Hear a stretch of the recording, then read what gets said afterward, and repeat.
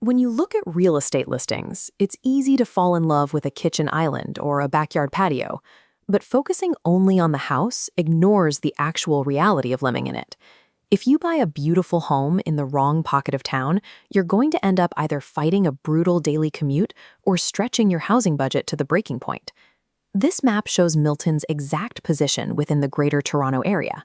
The town's population has doubled in less than 2 decades because it sits directly on the GO transit lines and the 401 highway, connecting it straight to the city core. This rapid influx of residents has partitioned the town into highly specialized micromarkets. You can drive 5 minutes and cross from a quiet, family-oriented subdivision into a high-density, modern transit corridor. To navigate this, you have to manage your constraints. You need to decide if you are prioritizing maximum space, maximum commute speed, or a realistic entry point into the market. Choosing the right spot in Milton means matching your home to your daily logistics. You want a property that supports your reality, rather than a floor plan that fights against it. Let's start with families. If your primary constraints are getting your kids to a good school, finding a larger floor plan, and having safe suburban streets, your search naturally leans west. The target areas for this profile are Wilmart, Coates, and Harrison. These are what the market calls move-up family neighborhoods. The appeal here is the modern subdivision design. You get newer housing stock, updated layouts, and streetscapes built specifically for day-to-day family routines. But that quiet environment comes with a direct cost. By moving deeper into these western subdivisions, you add significant friction to your highway access and sacrifice the ability to easily walk to central town amenities. The primary alternative for families is to look toward the center of town, specifically at older, established areas like Bronte Meadows and Old Milton. This scorecard illustrates the trade-off. In Old Milton, walkability and lot size score extremely high. You gain mature trees, deep front lawns, and established neighborhood character. However, you take a hit on modern finishes. Buying mature charm means you will likely need a higher budget for renovations and the ongoing upkeep that comes with older housing stock. It's a completely different aesthetic, built around walkability, wide streets, and physical space, rather than turnkey brand-new construction. As a family buyer, you have to consciously choose your path: the convenience of Milton's newer West End, or the mature, renovation-heavy charm of the center. Next, we look at buyers whose absolute primary constraint is daily travel time across the Greater Toronto Area. If you commute, the most efficient pockets are Dempsey, the Bowes area near the GO station, and Scott. This comparison table shows how these neighborhoods strip friction from your day. A $1 million home in Dempsey gives immediate access to the GO station, drastically cutting travel time compared to a similarly priced home deep in the West End. The trade-off is harsh but clear. You are giving up the quiet subdivision feel and wide backyard space in exchange for concrete transit efficiency. There is a hybrid option for commuters in the East Milton pockets, particularly in the Ford neighborhood. Ford allows you to buy newer build homes while strategically keeping your property on the eastern, Toronto-facing side of town. The compromise required here is density. You have to accept tighter property lines and smaller lot sizes to accommodate modern planning.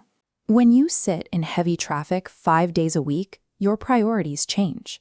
The size of your backyard matters less than getting home in time to actually see it before the sun goes down.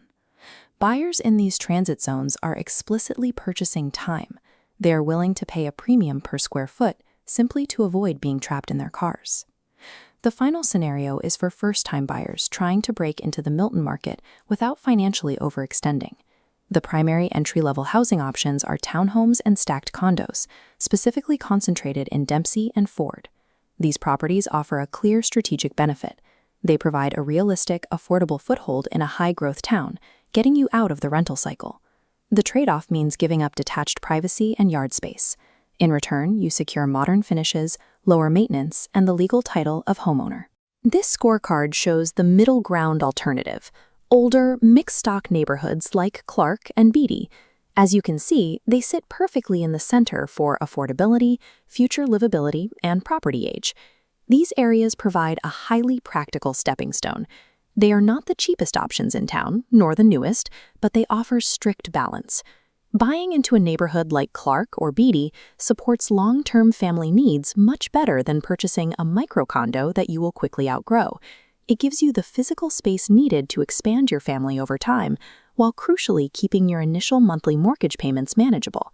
For first-time buyers, the optimal neighborhood is the one that safely transitions you from renting to building equity, even if it requires an initial compromise on space. Once you understand how these neighborhoods function today, you have to look at their return on investment for tomorrow.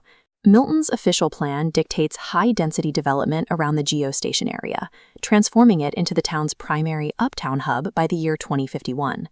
As this rendering shows, the town is planning to concentrate significant residential density and employment hubs directly into the center of the city. We are talking about over 25,000 future residents and 4,000 jobs localized around this transit corridor.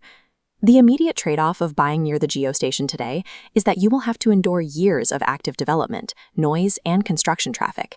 By absorbing that noise now, you position yourself for the resale strength that typically follows infrastructure-led growth.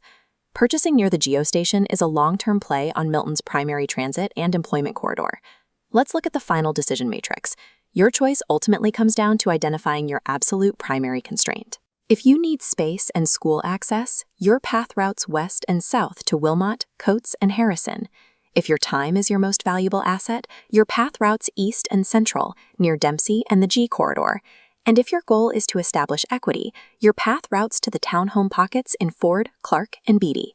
Safely navigating these specific micromarkets requires deep local expertise. You cannot map this out just by scrolling through real estate apps on your phone. To build a personalized buying strategy, contact broker Mohammed Ather and Realtor Ali Qureshi at Team Homax. They analyze the data so you can make an informed decision. There is no universal best neighborhood in Milton. There is only the neighborhood that flawlessly solves your specific life constraints.